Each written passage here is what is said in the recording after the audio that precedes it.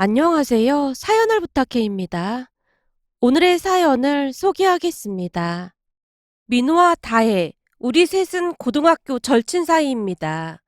민호와 저는 오랜 시간 같이 지낸 절친으로 그냥 가족이라고 해도 될 만큼 가까운 사이였어요. 하지만 다혜는 고등학교 때 만난 친구로 성격이 많이 내성적인 그런 친구입니다. 항상 구석에 홀로 앉아서 공부를 하고 있었거든요. 친구들은 그런 다혜를 참 많이도 못마땅해하곤 했는데요. 시험을 볼 때마다 다혜가 1등을 도맡아 했거든요. 거기다 다혜는 얼굴까지 예뻐서 친구들에게 시기 질투의 대상이 될 수밖에 없었습니다. 그때 당시 저는 그런 부분들이 이해가 되지 않았는데요. 공부도 잘하고 얼굴도 예쁘다는 이유로 다들 다혜를 좋아하지 않는다는 것이 정말이지 이해가 되지 않았어요. 어느 날은 담임 선생님이 저를 따로 불러서는 조용히 말하기도 했어요. 저기 형준아, 내가 듣자 하니 친구들이 네 말은 잘 듣는다고 하더구나. 아닙니다. 그래봤자 공부도 잘 못하고 운동만 좋아하는걸요? 형준아, 이 선생님이 보기엔 너한테는 그 리더십 같은 게 있어 보이거든? 그래서 말인데 선생님이 부탁 하나만 해도 될까? 부탁이요? 제가 놀란 채 선생님을 바라보고 있었는데요. 그렇잖아요. 그때 당시 저는 공부를 못하는 학생이었기에 그런 제게 부탁을 할 게 있다는 선생님의 말에 많이 놀랄 수밖에 없었어요. 제가 눈만 깜빡이고 있었는데 선생님이 진지한 표정으로 제게 부탁을 했어요. 너 혹시 우리 반에 다혜라고 알고 있지? 네, 맨날 1등하는 그 친구 말하는 거죠? 그래, 맞아. 그 다혜 말이야. 라며 선생님이 더욱 진지해진 표정으로 말을 하기 시작했는데요. 선생님 말씀으로는 다혜가 예전부터 전학도 많이 다니고 성격도 많이 내성적이다 보니 친구들과 어울리는데 많은 어려움이 있다고 했어요. 거기다 몇몇 친구들은 다혜를 쫓아다니면서 힘들게 한다고 했습니다. 그래서 말인데 네가 다혜를 좀 챙겨주는 게 어떻겠니? 제가요? 선생님, 그건 조금 아닌 것 같은데요? 선생님도 알다시피 제가 공부도 못하고 그러는데 다혜랑 말이 통할 리가 없잖아요. 너랑 민우랑 같이 다혜를 챙겨주면 다혜도 훨씬 좋아할 것 같아서 말이야. 글쎄요. 다혜가 우리랑 친하게 지내려고 할까요? 내가 보기엔 니들이 다혜랑 참 잘 맞을 것 같아. 왜냐하면 형준이 네가 마음이 참 따뜻한 친구잖니? 제가요? 아닙니다. 저 그렇게 따뜻한 사람 아니에요. 아니거든. 이 선생님이 볼 때 너처럼 마음 따뜻한 사람 찾아보기도 힘들거든. 넌 항상 힘든 일에 처해 있는 친구들을 보고 그냥 지나치지 못하잖니? 그게 평소 네 성품인 거야. 선생님은 그걸 한눈에 알아봤고 말이야. 그러니까 너랑 민호가 다혜를 좀 챙겨주렴. 그냥 무심한 듯 챙겨주기만 하면 되는 거야.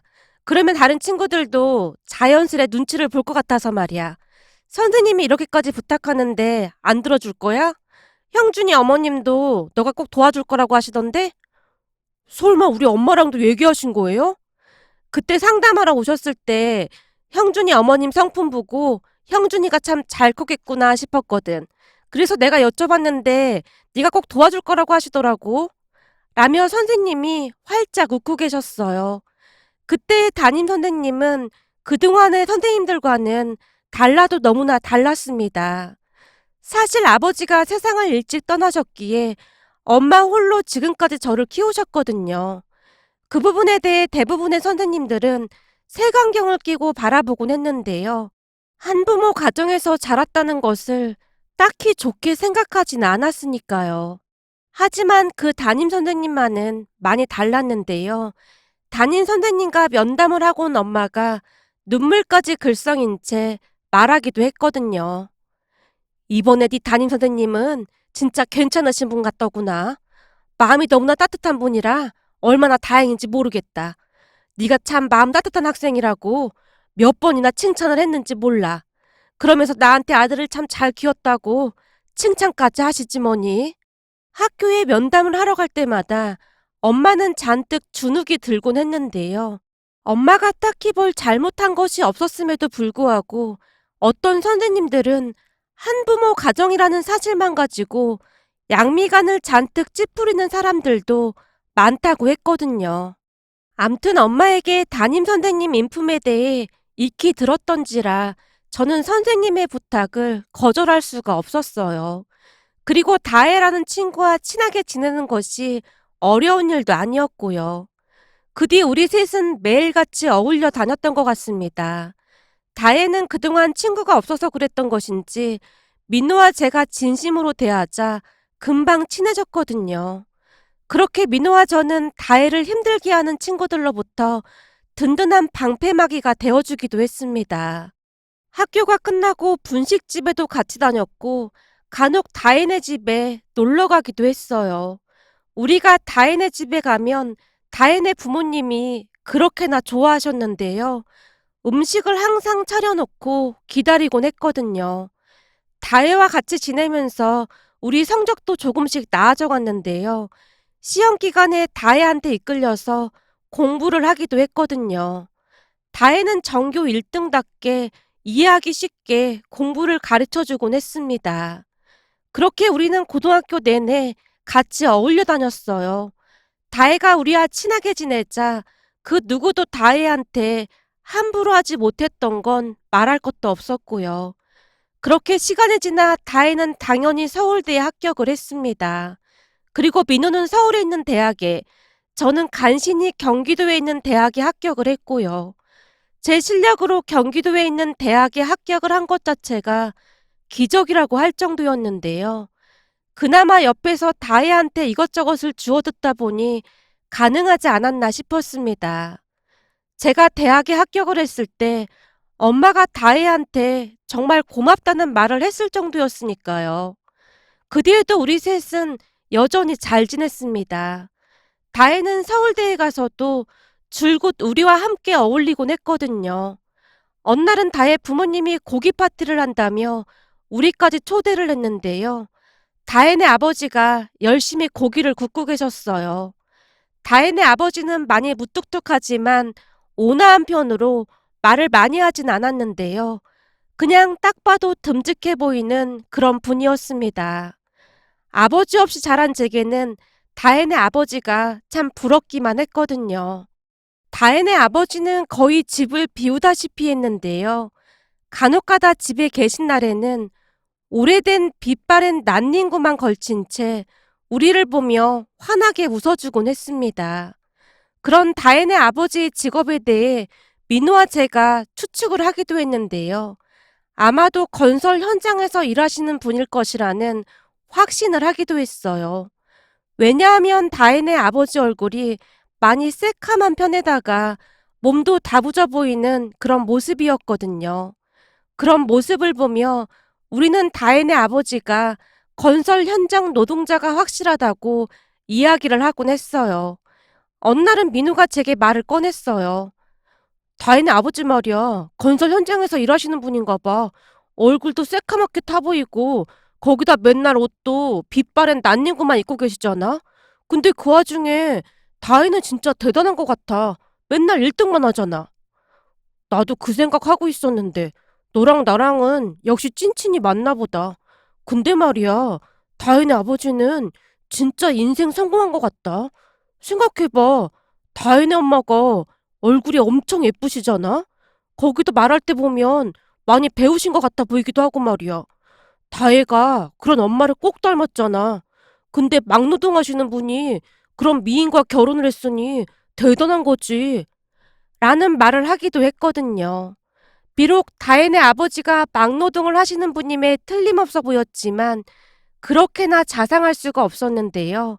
우리가 다혜네 집에 놀러 가거나 하면 떡볶이도 직접 만들어 주시고 라면도 끓여주곤 했습니다. 그 라면 맛이 그렇게나 기가 막힐 수가 없었는데요. 그런 모습에 우리는 다혜네 아버지를 참 좋아하고 많이 따랐어요. 암튼 우리는 대학에 가서도 절친 사이를 유지하면서 참 잘 지냈습니다. 다혜는 같은 대학 친구들보다 우리를 더 자주 찾아오곤 했어요. 그러던 어느 날은 제가 군대를 가게 돼서 다 같이 모이게 되었는데요. 다혜가 위로하듯 제게 말했어요. 뭐야, 진짜 군대 가는 거야? 그래도 걱정 붙들어 매. 우리가 자주 면회 갈 테니까. 진짜 자주 면회 와줄 거지? 나 가서 진짜 잘하고 올 자신 있어. 그럼 네가 적응을 못하면 누가 적응을 하겠냐? 다혜가 믿는다는 듯이 힘차게 응원까지 해줬습니다. 그렇게 저는 군대에 입대를 했는데요. 군 생활이 힘들다는 것을 각오하고 입대를 하긴 했지만 결코 만만치가 않았습니다. 거기다 같은 내무반 상병 마로병 중 한 명이 악질 중에 악질이었는데요.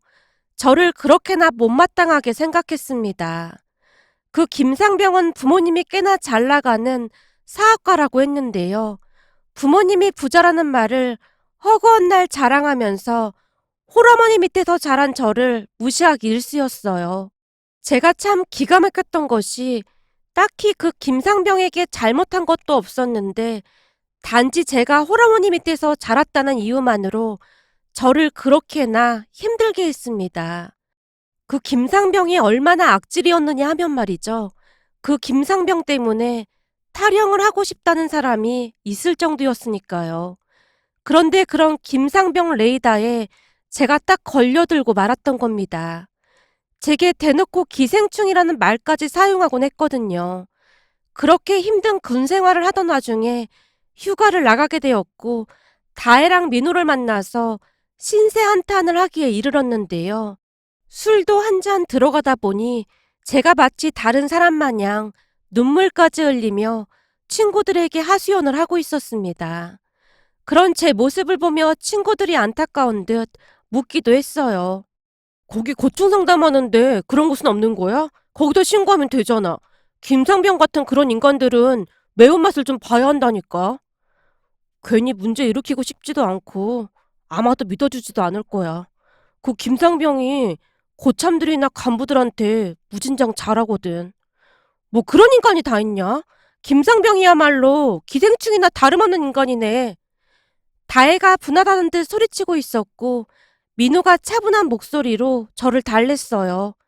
형준아, 아무리 힘들어도 탈영을 하거나 김상병을 막 어떻게 할 생각하면 절대 안 된다. 어머님을 생각해서라도 절대 이상한 생각하면 안 돼. 내 말 무슨 말인지 알지? 야, 내가 아무리 힘들어도 절대 그런 생각은 해본 적도 없거든. 우리 엄마를 생각해서라도 이를 악물고 참고 있는 중이야. 근데 계속해서 힘들게 하면 나도 어떻게 할지 잘 모르겠어. 진짜 악질도 저런 악질은 처음 봤다니까.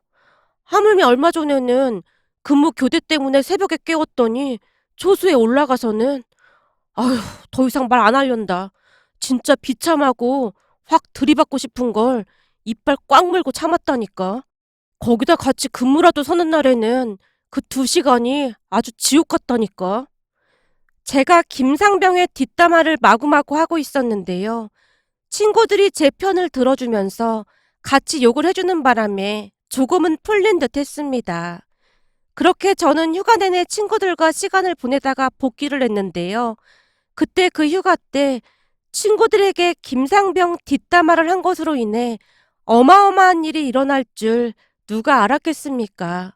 그러니까 그 일은 제가 부대로 복귀하고 한 달쯤이 지난 뒤 일어났습니다.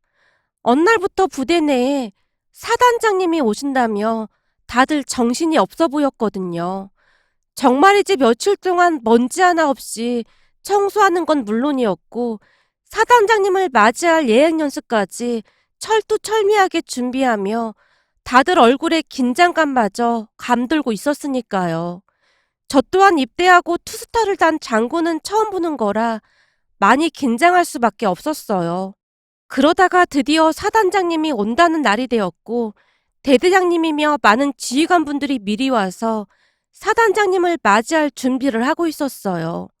잠시 후 연병장에 요란한 굉음을 내며 헬기 한 대가 착륙하더니 이내 모자에 별 2개를 단 사단장님이 헬기에서 내렸습니다.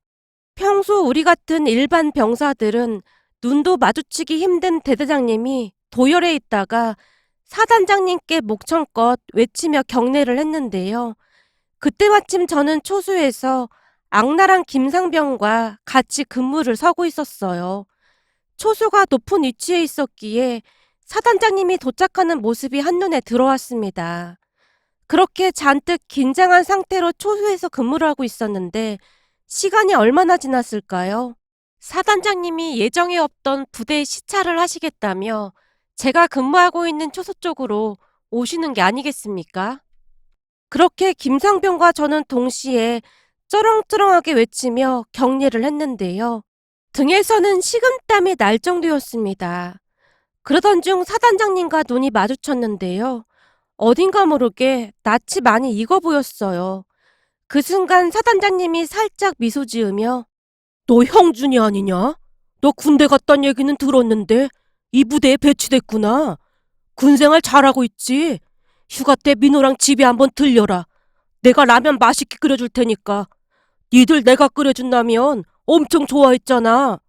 라는 말을 하는 게 아니겠어요? 그 말에 저도 모르게 네, 알겠습니다. 라고 큰 소리로 외쳤는데요. 사단장님이 피식 웃더니 한마디를 더 했습니다. 그래, 군대 오더니 많이 늠름해졌구나. 이래서 남자는 군대에 가야 하는 거야. 다혜 엄마도 너 많이 보고 싶어 하더라. 그럼 휴가 때 보자. 네, 알겠습니다. 충성! 제가 우렁찬 목소리로 격려를 했습니다. 사단장님이 제 격려를 받고 흐뭇한 미소를 지으며 뒤를 돌아섰는데요. 저는 이게 대체 무슨 일인가 싶어 어리둥절하기만 했습니다. 그리고 옆에서 그 모습을 지켜보던 김상병의 얼굴이 사색이 된 채 손까지 벌벌 떨고 있는 모습이었어요.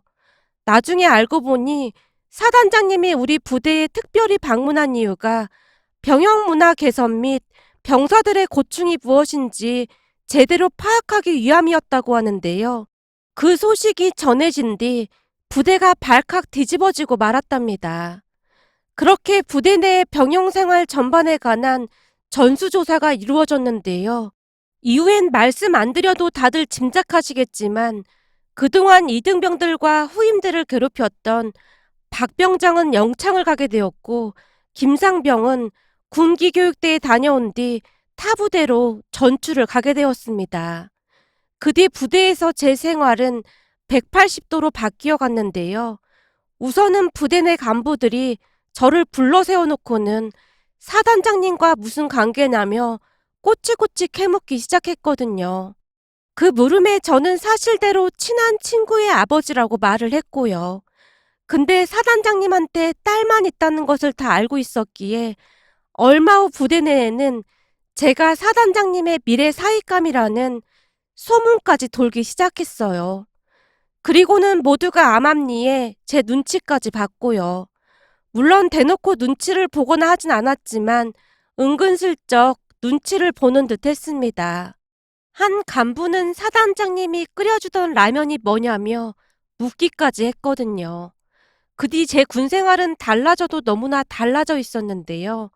물론 그렇다고 해서 제가 무슨 특혜를 받았다는 것은 절대 아닙니다. 다만 우리를 끊임없이 괴롭히던 김상병이 없어진 것만으로도 정말이지 살만해졌으니까요.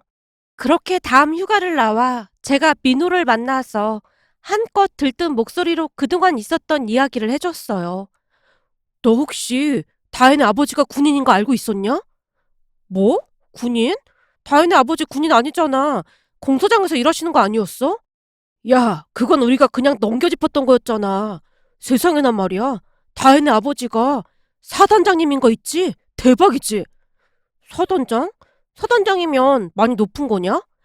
네가 아직 군대를 안 가봐서 잘 모르나 본데 너 별 알지? 스타. 한마디로 장군님이시다 그 말이야. 그것도 투스타. 진짜? 그렇게 높은 분이었어?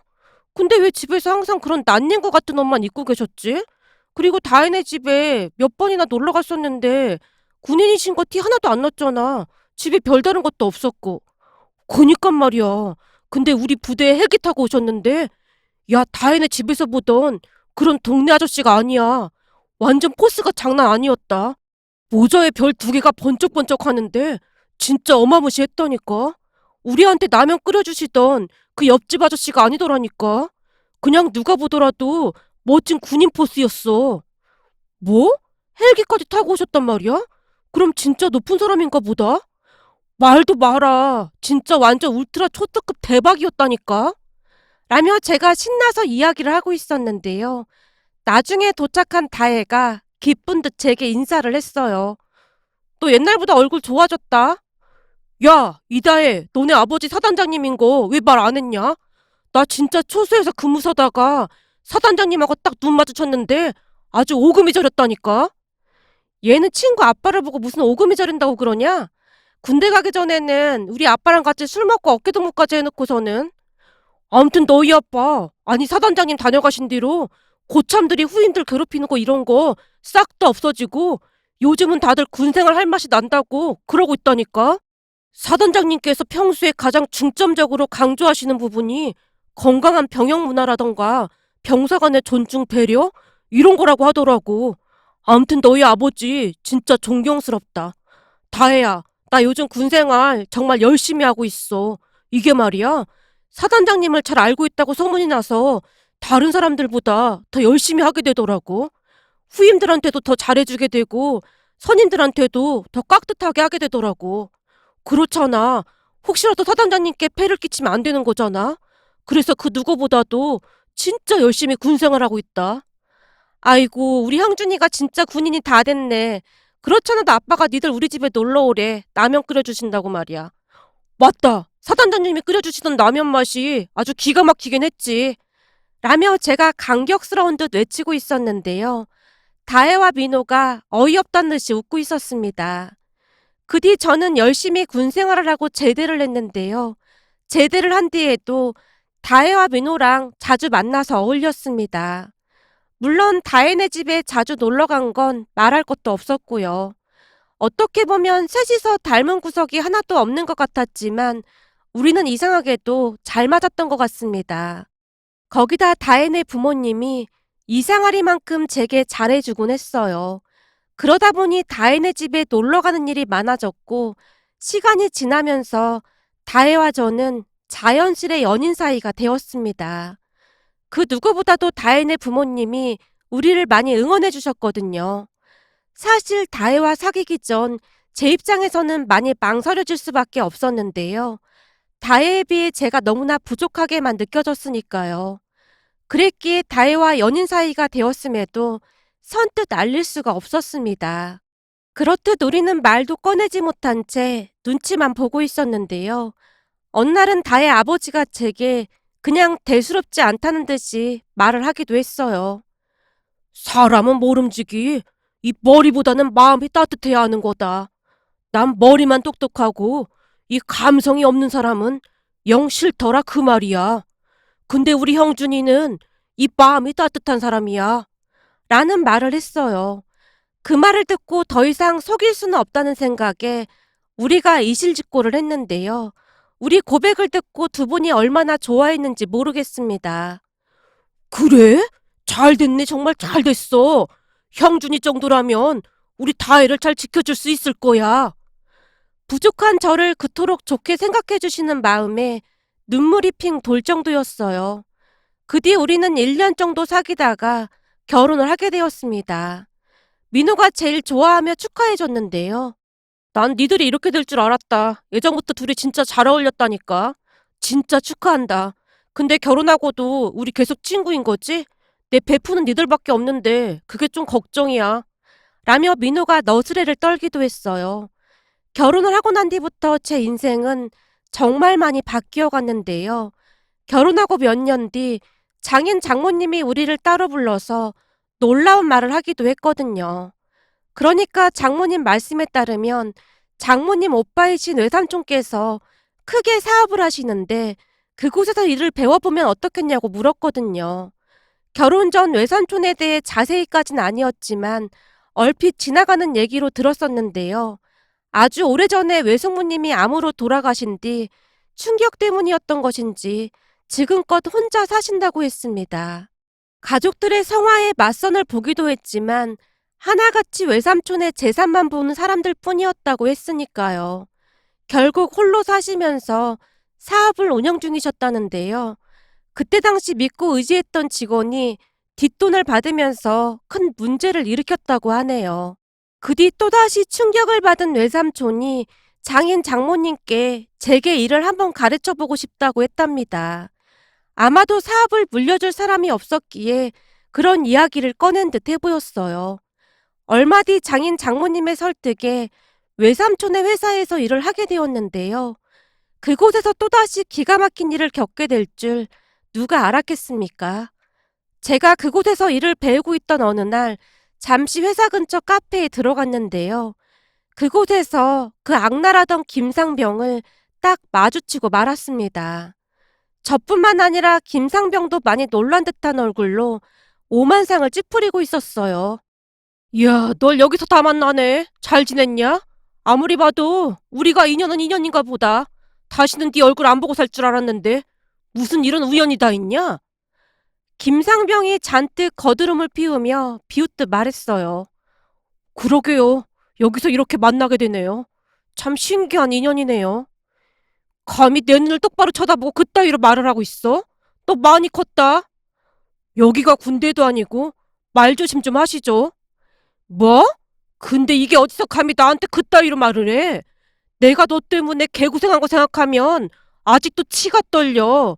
부모 백 없으니까 어디서 친구 아버지 백을 이용해? 근데 이제는 제대해서 더 이상 백이 없어서 어떡하냐?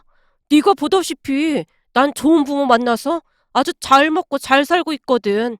너는 아버지도 없이 홀어머니랑 아직도 힘겹게 살고 있냐? 하긴 너 같은 흙수저들이 살아가기에는 참 험난한 세상이긴 하지. 그러게 전생에 덕을 많이 쌓았어야 나처럼 좋은 부모를 만났을 거 아냐. 네 인생도 참 거지 같다. 너 어디 취업은 했냐? 그런 걱정은 하지 않아도 될 것 같네. 나도 잘 먹고 잘 살고 있거든. 뭐? 이게 어디서 반말을 하고 자빠졌어? 반말은 네가 먼저 했잖아. 라며 제가 김상병을 노려보고 있었는데요. 뭐, 네? 역시 없는 것들이랑은 상대를 하면 안 돼. 너 같은 족속들이랑 말 섞는 것 자체가 수치다, 수치야. 김상병이 마치 재수 없다는 듯이 의자를 박차고 커피숍을 나가버렸습니다. 그런데 얼마 뒤 기가 막힌 일이 일어났어요. 제가 다시 회사에 들어가서 업무를 보고 있었는데요. 김상병이 우리 회사에 들어와서는 면담을 하고 있는 게 아니겠어요? 그 모습에 어찌나 기가 막히던지 제가 성큼성큼 다가갔는데요. 알고 보니 김상병네 부모님 회사가 우리 회사 하청업체라고 하더라고요. 그 말에 어찌나 어이가 없던지 제 말문이 턱하고 막혀버렸답니다. 김상병 역시 어리둥절한 표정으로 어쩔 줄을 몰라 하고 있었는데요. 이번에는 제가 먼저 김상병에게 말을 건넸어요. 이제 보니 우리 회사 하청업체인가 보군요. 우리가 진짜 기가 막힌 인연은 인연인가 보네요. 아니 네가 여기 왜 있는 거야? 나 여기 본부장이거든. 뭐? 네가 여기 본부장이라고? 너 같은 혹수저가 어떻게 여기 본부장이야? 나 같은 혹수저도 본부장이 되긴 하더라고. 그렇게 당신 말대로 당신도 전생에 덕을 많이 쌓지 그랬어. 나 같은 흙수저도 여기 본부장으로 있는데 당신 인생도 참 그렇네. 어쩌나? 내가 보기엔 지금 이 상황은 당신이 나한테 굽신거려야 하는 상황 같은데. 당신 같은 사람이 있는 회사랑 절대 계약하지 말라고 내가 사장님께 보고할 생각이거든. 거기다 우리 장인어른도 당신에 대해 낱낱이 다 알고 계셔서 당신 회사랑 새로운 계약은 그냥 물 건너간 것 같은데? 네 장인이 누군데? 설마 그때 그 사단장은 아니겠지? 아니긴 왜 아니겠어. 그때 그 사단장님이 우리 장인어른이시거든. 제 말에 김상병의 얼굴이 사색이 된 채 입술까지 부르르 떨리고 있었는데요. 결국 어버버하다가 김상병이 그냥 돌아갔습니다. 그 뒤 김상병이 다시 연락을 해오기도 했지만 제가 단박에 거절을 했어요. 그 모든 사실을 사장님께 보고 드린 건 말할 것도 없었는데요. 사장님 또한 놀란 채 고개를 절레절레 흔들 정도였습니다. 그렇잖아도 김상병네 아버지 회사가 납품하는 물건이 분량도 많고 품질이 제일 떨어진다며 재계약 여부를 심각하게 고민하고 있었다는데요. 제 이야기를 듣고는 사장님이 확신이 들었다고 했습니다. 세상을 살다 보니 이런 기가 막힌 일도 있더라고요. 그때 일이 벌써 10년도 더 지난 일이랍니다. 그리고 저는 그때 일을 타산지석 삼아 항상 겸손한 마음으로 살아가려고 노력하고 있답니다. 오늘의 사연은 여기까지였습니다. 즐겁게 보셨다면 구독, 좋아요 부탁드립니다. 고맙습니다.